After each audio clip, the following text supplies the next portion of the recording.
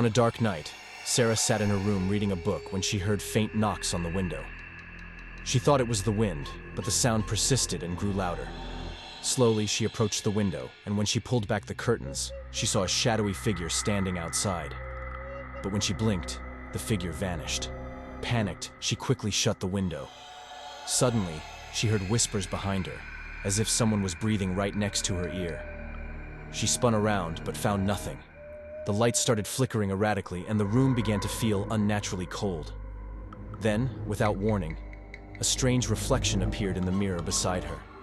It looked like Sarah, but with a terrifying smile. As Sarah moved closer to the mirror to investigate, the reflection reached its hand out from inside the mirror. But just before it could touch her, the lights went out completely, plunging the room into total darkness. In the eerie silence, the last thing Sarah heard was a faint whisper. "It's your turn." After the lights went out, Sarah stood frozen in the darkness, hearing only the sound of her own rapid breathing. She tried to steady herself, but she felt something moving in the room. She fumbled for her phone to light up the space, but suddenly she heard the sound of slow, heavy footsteps approaching. The steps were deliberate, as if whatever it was wanted to build the tension. Sarah felt a cold hand brush against her shoulder. Her body shuddered with fear. But she mustered her courage and quickly turned around to face whatever was behind her. But there was nothing. The whispers returned, this time louder and clearer. "I'm right here, behind you." Without thinking, Sarah bolted for the door. But it was locked tightly, as if some invisible force was preventing her escape. As she struggled, the mirror started glowing again, and her distorted reflection became even clearer. But this time, the reflection fully emerged from the mirror, standing before Sarah. It had her exact features, but with black, soulless eyes and a sinister grin. The reflection spoke in a soft, chilling voice. "You no longer belong to this world." Before Sarah could scream, the room was swallowed in pitch black darkness, and no sound was heard again. The next morning, the room was found completely empty, with no trace of Sarah. Days passed since Sarah's mysterious disappearance, and the police searched her room, but no clues were found. The town began whispering about the strange events surrounding her. Some said they saw shadows near her house at night, while others claimed to hear faint whispers when passing by. Meanwhile, Sarah's best friend, Emma, couldn't shake the feeling that something was terribly wrong. She couldn't accept that Sarah had simply vanished without a trace.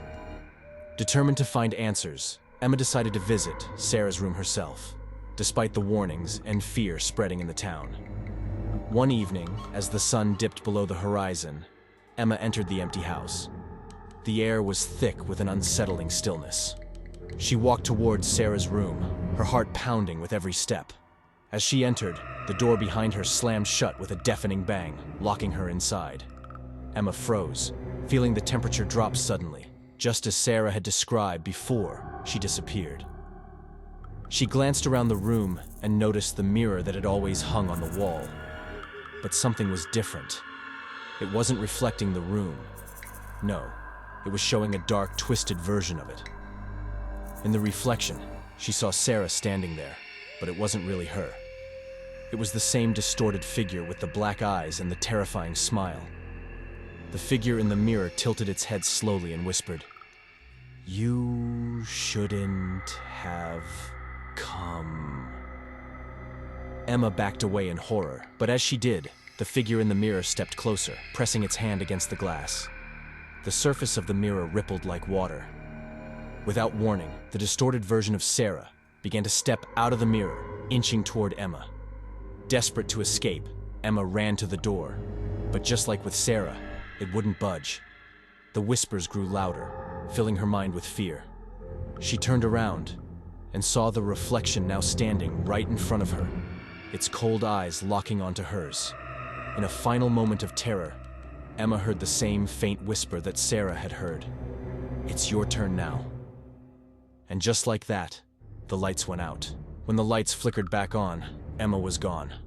The room looked untouched, as if nothing had happened.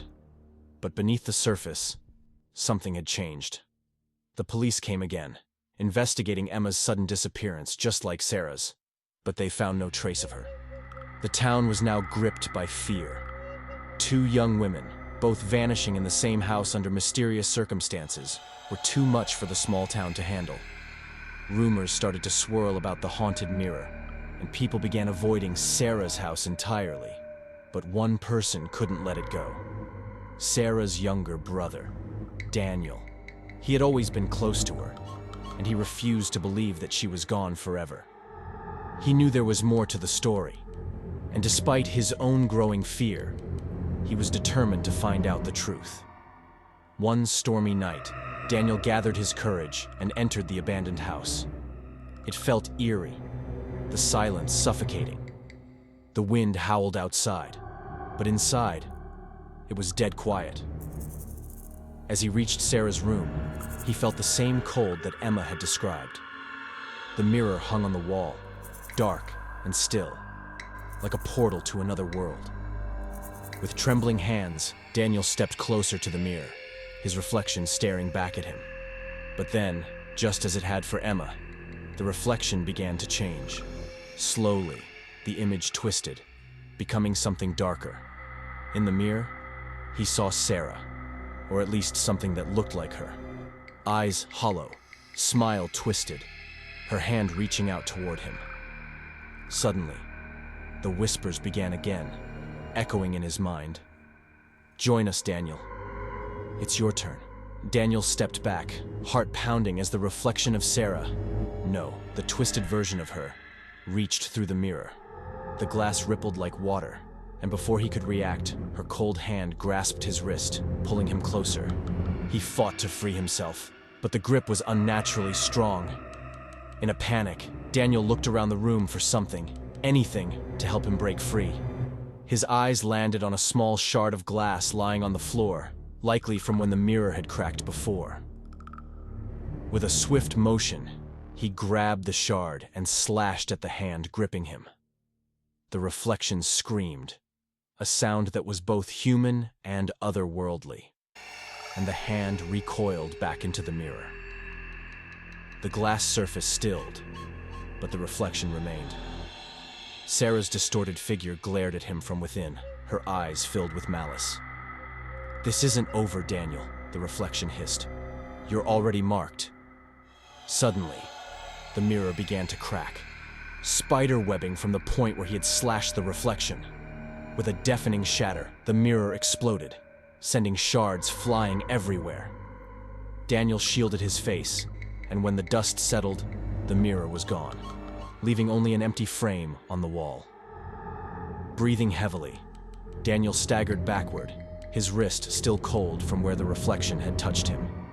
He knew he wasn't safe yet. The whispers had stopped, but he could still feel their presence lingering in the air, as if the house itself was watching him.